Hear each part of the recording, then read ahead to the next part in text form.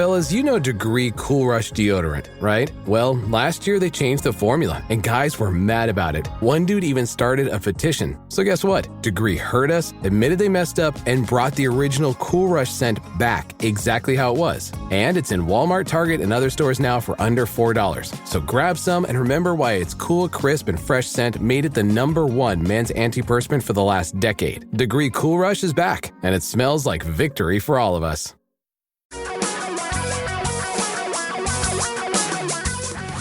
Reality radio for a really great future. We're talking real money. Hi there. Hey, you ever notice on Streamovision these days? I don't even call it television anymore. It's Streamovision. Yeah. Television's the old broadcast thing. That all these shows are about scams.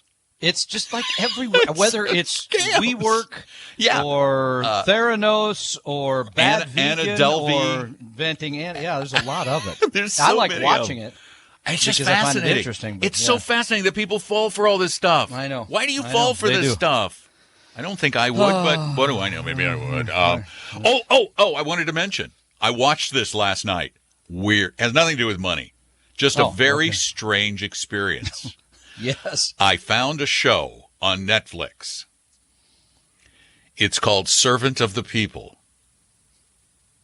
Is this a political show? Does it ring a bell? You don't know this? Okay. This is the... No, I don't. This is the television show about a high school teacher who railed about the government in Ukraine and was elected president of Ukraine. Yeah, and his acting career has gone by the boards and his political... Although I got to tell you, he's an even better actor than I thought. When you see him in real life playing I watched it, and I got to tell you, it was a surprisingly good show. It was quite funny. You have to read the subtitles because it's all in Ukrainian. I read someone was so inspired after watching that, they sent the Javelin missile there or something. That's if I had a Javelin in my closet, I would send mine right out. I would send it in right your closet over there. should not see the light of day, my friend. I don't think there's anything he's going to want in Ukraine. Exactly. Okay. Hi there. Welcome to Talking Real Money. I'm Don. Tom's back. He's here. He's right there. Look. When you hear those athletes that say, "I'm just glad to be here," and that's how I feel. I'm just glad to be here. Thank you for that. And he's in Seattle, 3,000 miles away, and the fact that it works the second hour is pretty amazing when you think about it. Or the fact that I'm 3,000 miles away from the radio station. Okay, that's amazing too. And it's funny. The signal from Tom comes to me. Makes sense, doesn't it? Yeah, it comes 3,000 miles to me. I mix it together with me and send it back to Seattle.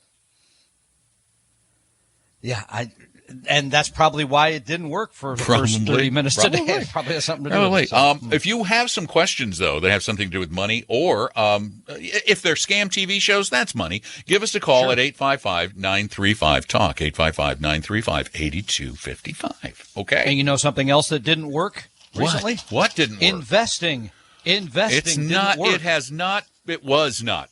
See, I got to do past tense. It was not a good quarter. No, for investors in anything except gold. Okay, but wait a minute. Now you're sounding like the Wall Street Journal. The Wall Street Journal headline was "Stocks suffer worst quarter in 2 years." Okay, technically that is correct. Well, yeah, but then look at the numbers. 100% stock portfolio, global diversification.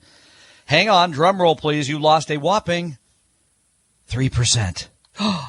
Crazy. And the 60-40, 60% in stocks, 40% in bonds, lost a, drum roll, please, equal 3%. Now, this is where people start to freak out because they're like, well, wait, if stocks go down, bonds go up, right? No. Not always. Not always. No, not always. Nothing now, there ever were things happens always. No, nothing ever happens. But the S&P 500, that's the 500 largest companies, solid firms here in the United States, lost 4.6%. But there were places that actually made money, international value companies.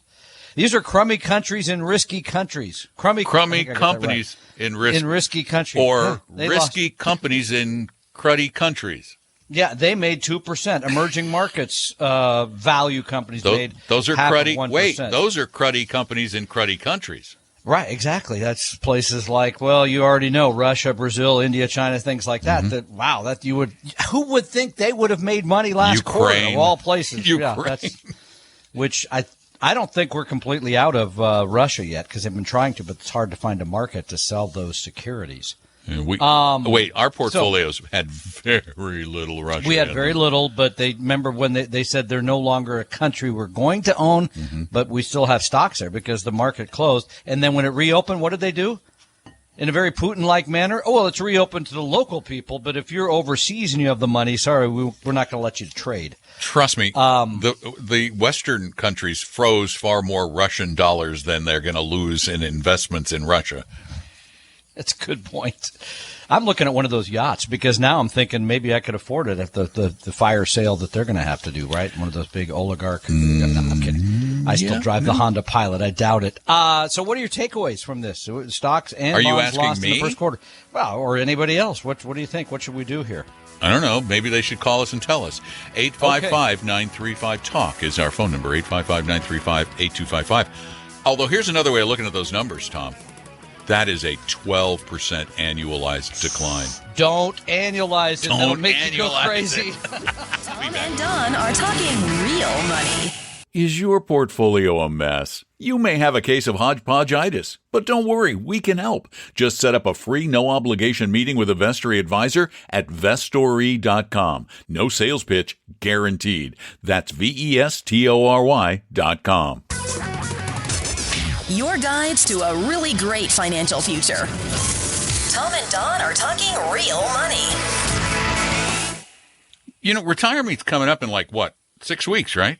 Yeah, it is. About 6 weeks. And, I'm getting ready. I was getting ready to plan my trip to come out to Seattle. And do you have any idea how long it'll take you to hitchhike from Florida to Washington? I'm starting to think that now because I was going to bring Debbie. And I have an Alaska Airlines companion ticket. Uh-huh. So I thought, I can buy me a ticket, and then she comes along for free, so that'll be great. And now with all this stuff, your flight from Orlando to Seattle got canceled. In the middle of the night before I was supposed to leave the next morning at 7 a.m. Got an email at midnight. I got to tell you, Alaska, if you're listening, I am now officially afraid to fly your airline. I do not want to book a flight and then find out the night before, actually the morning before my 7 a.m. flight, that it has been canceled and I may not make retirement. You can't operate a business that way, folks. Yeah, two more things. And I don't know who's to blame, but you can't operate a business that way. There's a bit of a conflation here because the pilots are picketing at the same time, so people think they're the ones causing the flight. I don't know that, but I will say this. I don't either. I'm not in Seattle. I will say this. As a business owner, it's irresponsible to tell people within 5 or 6 hours of a trip that they may need. That there was one where somebody was going to somebody's funeral, couldn't make it because, they woke up and found out that the flight had been canceled. That's irresponsible. And I'll go further. The airline should have a greater penalty than just, here's your refund for your ticket. That's outrageous. There should be something more punitive to being able to inconvenience people that way. It's weather, that's one thing, sure. Yeah, but no, this isn't weather. They're just canceling them. No, it's not. There was no weather on yours. There should be a mandatory CEO slapping session where everybody. You're gonna get Will Smith back employed again. Exactly. When you come off the plane, you get to slap the CEO. Wow, that's a lot of slapping. It's punitive, right? That's pretty open-handed only. All right, so not a punch, no permanent damage, just a sting. Right, okay. Could be a big sting if it was a really huge guy. I think, all joking aside, we probably should not be praising assault on this show. Yeah, probably a bad idea. Okay, it was a joke. It was a joke, and it was a timely one. There was a little timeliness to the humor. All right. 855-935-TALK. That is our phone number. Please call us. We talk about money, and we do like to do it with you. So call right now, just like Brian did. Hi, Brian. Welcome to Talking Real Money. Hi, Don and Tom. And I got to say, mandatory CEO slapping session just got a good belly laugh out of me. Thank you. All right. Good. That was funny. No, don't bring that to Vestory is all I can say. So yeah. Oh no! You should slap the managing director of Vestory too. Sometimes if he gets in trouble. Don't do that. Yeah, that's bad. All right, I'll keep that in mind. No, I'm calling guys because I know a lot of people who listen are very, very experienced investors. I'm I'm a newbie pretty much. And my family is too. I don't come from a family who invests, and I'm kind of the first guy to get into it, thanks to you guys and Paul and Larry. And at this point, I've set up a couple of my friends now with Roths, and my mom was interested in getting my help as well. She's 64. She has Social Security and spousal support, and she wanted me to set her up so she can have money in 10 or 15, maybe even 20 years down the road if she needs health, kind of, long-term care, some kind of, money for that. She doesn't need it immediately. So here's the mistake I made, and here's my question. I didn't even think. I set her up with a Roth, not thinking that she does not have earned income. She only has Social Security. So now how do I undo this mistake? She's only done it for a year now. So what do I do at this point? There's not a problem with that, Brian, because we know your address. We'll send some people over right away to fix that. It has to do something with assault or something, I think, so it's not a worry. Oh, there's a mandatory slapping for violating the rules. No, it's actually pretty easy. It's really easy. You can take the money back out of the Roth, and you have to pay tax if there was a gain. Right. It's not that hard. You just recharacterize it back as a regular account, and if there were, has there been a gain in the account? Or is it a loss? You know what? I think point. there's actually been a loss this year. Okay. You don't get to take the tax loss. No. But yeah. you won't have to. She won't have to pay any taxes on it, and then just invest it. Yeah, invest it the same way outside of the Roth wrapper. Where is it custodian? Okay, who's the holder of the money? M1. M1. I'm okay. sure they'll be able to help you with that. So yeah, that would be pretty easy. Okay, guys, thanks so much for helping with that. It's a relatively easy question. I didn't know if it would be easy or not, so thank you. Yeah, it's going to be a breeze. By the way, Brian, since you mentioned Paul, program note, Don will be gone on April 16th, and guess who will be here? Paul Merriman and I will be hosting the show together that day. So, won't be as memorable, but I'm sure it'll be fine. So there's something to look forward to, because he never laughs at my bad jokes. No, he doesn't. He doesn't. No, he does not. No, he will he not. Does not. He boycotts your bad jokes. He just says, no. I've heard these for 30 years. No, I'm not listening anymore. So anyway, Paul Merriman, Tom Cock, back together, the Together Again tour, one day only, Saturday, April 16th, noon to 2. The older you get, the less you laugh at Tom. Well, no, the less you laugh. No, the less you laugh with him and the more you laugh at him. Exactly. Yeah. Thanks for your question, Brian. Yeah, we ran into this the other day, too, where someone made too much money and had to take money out of their Roth. Yeah, happens all the time. It does, yeah, right, it does. So something to pay attention to, too, because you wouldn't want to get down the road and having forgotten to do that. And this is an important point that we probably need to reiterate. You must have earned. That is the key word, income. Earned income to fund an IRA. You cannot put money in an IRA if you're on Social Security disability, any of those things. That's not earned income. You got to have a W-2. Or 1099? Sorry, okay, or 1099. Yeah, all right. But yes, you have to have that. So whether it's a child or someone who stopped working, et cetera, et cetera. By the way, my second sibling is officially retired now, too, so I'm getting kind of old. I'm just working. He's younger than you? Yeah, he's a year and a half younger than me. So pretty soon you're going to be the only one in the family working? No, my brother, the attorney, said, there's people call me all the time. I thought, yeah, I'm sure. Well, yeah. And, he could take like one client a week for 4 or 5 billable hours and do just fine. Yeah. Billable hours. Lawrence, billable hours. He's going to call me soon and say, what's he implying? There? What's he implying? Oh, stop it. Billable hours. Let's see. How many of those are spent at lunch? Billable. Yeah, because you mentioned something about private equity that they're supposed to disclose. Yeah, all the money they spend on lunches and conferences et cetera. Golf games. Shockingly, they don't keep very good records about that, it said. Wow. I didn't even know that. I'm just guessing, by the way, that they stuff. do because they probably write that stuff off on their taxes. Anyway. Doesn't everybody? 855-935-TALK. Call us. Tom and Don are talking real money. Is your portfolio a mess? You may have a case of hodgepodgeitis, but don't worry, we can help. Just set up a free no-obligation meeting with a Vestory advisor at Vestory.com. No sales pitch, guaranteed. That's Vestory.com. For your real life and real future, Tom and Don are talking real money. Only 'cause it's important. Heck, it's really important. We love to take your questions, and we take them at 855-935-TALK. We also, though, get a ton of questions that are sent in to us via TalkingRealMoney.com on the contact form. And, well, much like this one. This one should be pretty simple for you. You saw we got another caller, though, in the interim, right? Oh, we did. Well, up to you how you want to handle this. This question's short enough. We'll be fine. Because I already set it up with the simple. This should be simple for you. Simple. I hate it when they say that because then the pressure's on. No. Okay, You'll see why. I would like to roll my simple IRA.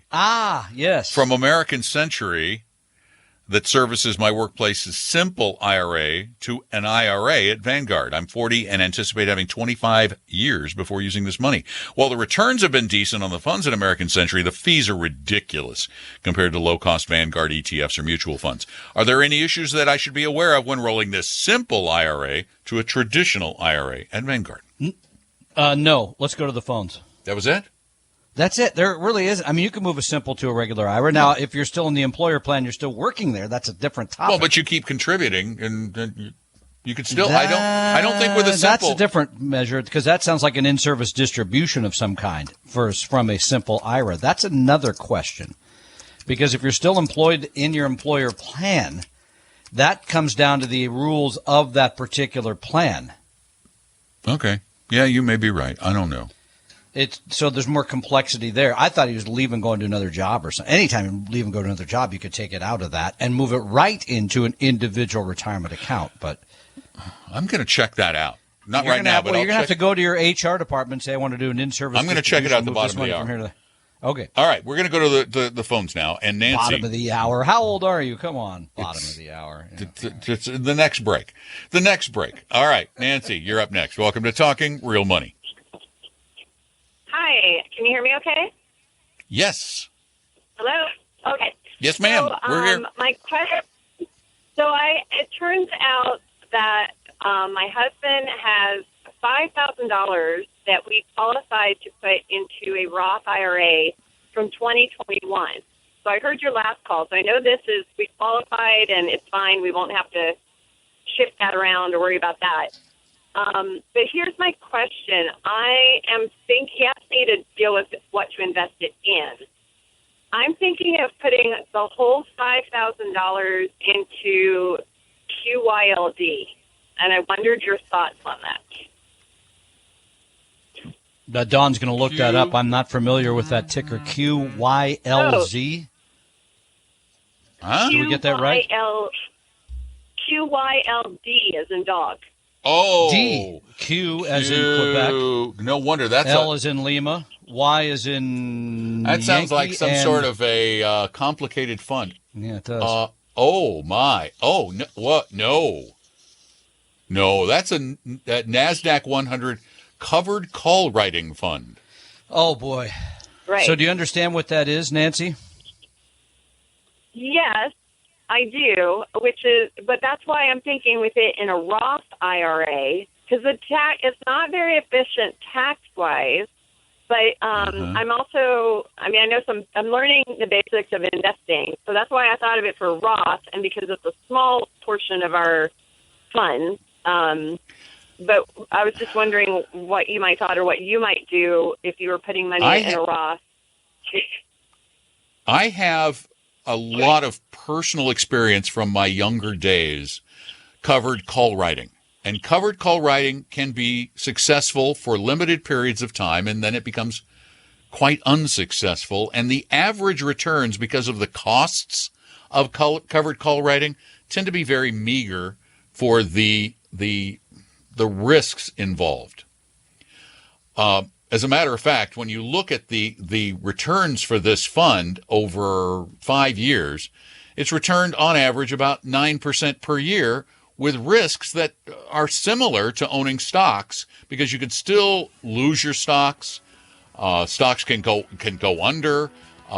And the expenses are really high. It's 0.6% in regular expenses, and then there are all the internal trading expenses that, with both options and the stocks, but particularly with the options, can be quite onerous and aren't reported. And that's why I'm looking at these returns, and I'm just underimpressed. Tom and Don are talking real money. At some point, most investors need professional financial guidance. So get a little bit of free help or a lifetime of affordable 100% fiduciary guidance at Vestory.com, Vestory.com.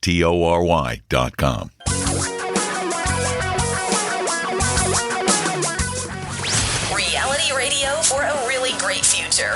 We're talking real money. Hey, welcome back to our little show we call Talking Real Money. I'm Don. Over there is Tom. We're talking about money with you at 855-935-TALK, 855-935-8255. And we were talking a little bit earlier with Nancy. Yes, Nancy. About her wanting to put her money into a NASDAQ 100 covered call ETF. And my guess first of all, is... the NASDAQ 100 is that's a limited number of companies you're investing in right there. Right? Right, exactly. But my guess is she was getting into this because she wanted a less volatile stock market type fund, because that's what covered call funds tend to be. And so I've done some research during the break on this, and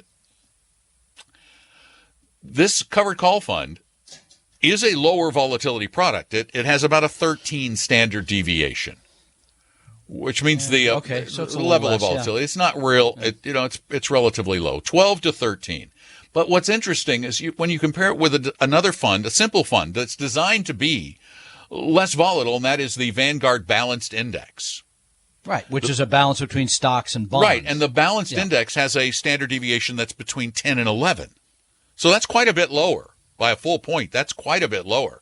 But what's really interesting is when you compare the longer-term performance of the two, and you find that the lower volatility balanced fund has been posting much higher returns. Like, for example, over 5 years, over 10% versus 9%.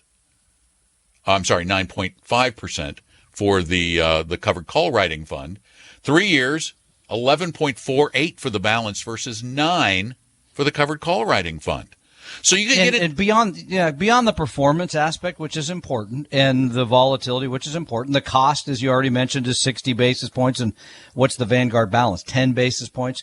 Beyond those things, I mean, Nancy said, well, I'm really kind of still learning about investing. This is not the kind of fund, I think, to learn about investing.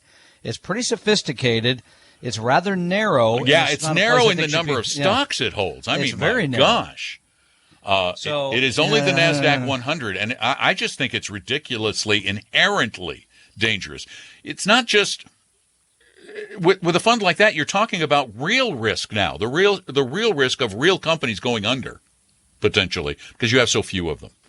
So, and before we go back to the phones, yes. The simple IRA question, moving my money out of my simple IRA. I did some research on that to an IRA. I was moving right along. According to the IRS, after 2 years, this is the IRS rule, you can transfer from custodian to custodian, from a simple to a regular.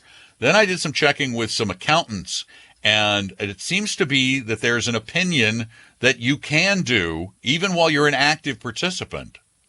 Not 100%, but it seems to be the opinion of several accountants I read online that you can move the money after 2 years to a regular IRA. I would check with my human. By the way, those accountants, I was looking behind you. Are they there in the studio, or I didn't see them? And that's a small room. I don't know how many accountants you want to have in there, but I fit them all on the internet. I would try my human resources department first and say, with a here's simple. what I want to do. No. Let me tell you a little something about. It's gonna be you and whoever's the running boss. the company. It'll be the all right, boss. Well, then who's try not the boss know. and say. The boss is not going to know, so Yeah. you're going to have have an accountant give you an opinion on that, Okay. probably. All right, there you go. More good news. Or you could go to the custodian of your simple IRA. Well, that's true. They'll know the answer. They will. They That's will true. know. But I think it sounds like you can. 855-935-TALK. That's our phone number. And Lisa, you're next. Welcome to the show. Hi. Hello. Hi, How you Lisa. doing? We're doing great. Thanks for calling. Right on. I retired in January, and my money's still with a company, a city that I worked for, and it's just $13,000. And I was going to take it out of there, and so I got this financial advisor guy, and he said I could put it in with his company, and he charges 1.3% of all my money every 3 months, and so that'd be $45 a month if the amount doesn't go up, and if it goes up, then it's a little more, and that's like $180 a year. And I'm thinking that's kind of a lot of money for that small amount of money that I have. What do you think? Well, it's not just that. The devil, it goes from just this thing to the details, and the devil is really in the details. So that we have time to discuss those details, hang on with me for a few minutes, Lisa. We're going to get into Tom and Don are talking real money. Is your portfolio a mess? You may have a case of hodgepodgeitis, but don't worry, we can help. Just set up a free no-obligation meeting with a Vestory advisor at Vestory.com. No sales pitch, guaranteed. That's Vestory.com. Your guides to a really great financial future. Tom and Don are talking real money. Well, Lisa has a plan at work with the government, probably a 457, and is talking with an advisor. I'm using air quotes because I don't know that this is an investment advisor yet. Not sure. We're going to find out because the devil's in the details. And they want to manage your money, they say, for 1.3%, which would, it kind of surprises me that they would take a $13,000 fee-only account. But here's a couple of the big questions. Did they tell you, Lisa, what kinds of investments they would use? Did they give you any names? No. No. Okay, here's the next question. Do you feel comfortable telling me the name of the firm? Not the person, but the firm for which they work.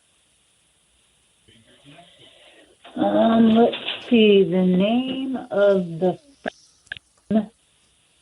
I do not know the name of the firm because on the paperwork it just says his name. Now I'm getting a little worried here because that would be very unusual for... Unusual. I've never heard of it. So nowhere on any of the paperwork you received from them did it say the name of a company like Ameriprise or Edward Jones or Merrill Lynch or... Pardon me? Let me see. I'm looking. She's I'm trying digging to around. Find... Sure. No, take your time. I'm trying to find... I got a card thing here. Oh, that's good. The card will tell us. Yeah, okay. I have a card. Yes. And it says LPL Financial Advisor. Oh, good. It's LPL. Okay. Yeah. We know them. Linsco Private Ledger. Yeah, they used to be called Linsco Private Ledger. As a matter of fact, they once tried to get me to work for them back in the 80s. They might again. Long ago, far away. The odds are not good that you're going to get inexpensive, high-quality funds and only pay 1.3%. I want to make sure she's clear, understands this. So the 1.3% goes to the advisor. There's an additional cost of the products that advisor is going to put you in. Right, correct. That's It'll be the over part and that above people that. have a tendency. And here's my guess. Even if they do this properly and they follow all the rules, the odds that they're going to give you the lowest price funds available, which would be index funds from Vanguard or Fidelity or Schwab or iShares or any of those companies, the odds that they're going to use those products are slim. So what I would do with this person, I'm not saying you shouldn't work with them, because the 1.3 for a $13,000 account is actually very fair. It really is. I know it sounds high, but it's very fair because there's a lot of work involved in being a true investment advisor. Here's what I would ask that person. I would say, I know you can't make the portfolio for me yet, but would you give me the names of some of the securities, the mutual funds or the exchange-traded funds that you would use, the actual names of those? You don't have to tell me, you don't have to give me the proportions because I know you get paid for giving me the portfolio. I just want the names of those companies whose products you would use. And then call us back, please. Oh, okay. What Would you mind? companies are good and bad? What companies are good because and bad? what that'll maybe? tell me, what that'll tell Tom and I is that Tom and me is that he is either acting as a true fiduciary, in which we will sing his praises. If he's using things that we believe have low costs and are responsible products, we will tell you that he's worth going to. But if, on the other hand, he suggests products with 6 tenths, 7 tenths, 8 tenths, 9 tenths, 1% annual fees in addition to the 1.3, then we're going to be highly critical. And I got to ask another question here very quickly, Lisa, before we let you go. Is he managing she managing other money for you, or is this the entire amount? No, I just have I have like a Roth IRA and an IRA, and I'm getting that from my company that I worked at and putting it into his company because I just didn't want to leave it with my company that I worked at anymore. And I actually lost a little over $100 in the last year with my bonds, and I'm with low risk companies like what you said, Fidelity, Vanguard, all that. Yeah, see, we don't want to see you. We don't want to see you moved into something that's not in your best interest, even if it isn't ridiculously expensive. So I would ask you to please do that. Just say, I need to know more. You can even tell him you're talking to us if you want. But we'll give you our honest opinion on whether this is in your best interest or not. And if it's not, we'll give you some guidance on how you can do this on your own at a far, far lower cost. And you can get in touch with us, obviously, through the show Saturday afternoon, but any other time by going to talkingrealmoney.com. Yeah, you can send them in that way, too, and we can just let you know. Okay? Okay. All right. Thanks, Lisa. Thank you. Okay. Take care. We look forward to hearing from you again. And that's part of the equation that people forget. Yes, you're paying the advisor something, but then there's another cost because the advisor's got to put that money into some sort of investment vehicle. That costs something. So it's important to know the entire package of expenses before hiring anybody, or if you already hired them. You need to know what you're paying. Most people sadly don't. I find that frustrating. Well, a lot of people have a great deal of faith in that nice person with whom they're working, that they don't want to ask questions, but this just illustrates why it's so important that you ask these hard questions.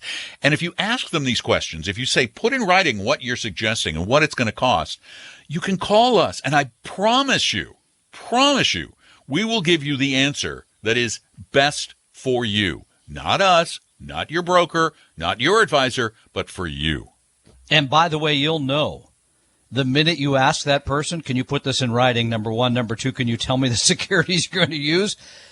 If the relationship just looks a little iffy at that point, or the person kind of freezes up or looks like uncomfortable, you'll know they're not 100% fiduciary. That will be very easy to read their body language at that point. Guaranteed. Yeah, because they don't like sharing the facts. They hate that. They surely do. I honestly think that it is the vast majority of the financial services industry and the financial sales forces out there. I think the vast majority fear transparency. When they don't want to be questioned. Yeah. Hey, I know this. You don't need to know. That's why you're hiring. I'm smarter. But I do need to know. Yeah, I kind of want to know how this is going to work. And you should know. And you should know what you're paying for it. So good for you for calling and asking. Good point to be doing that right before you give them the money. Or her, pardon me.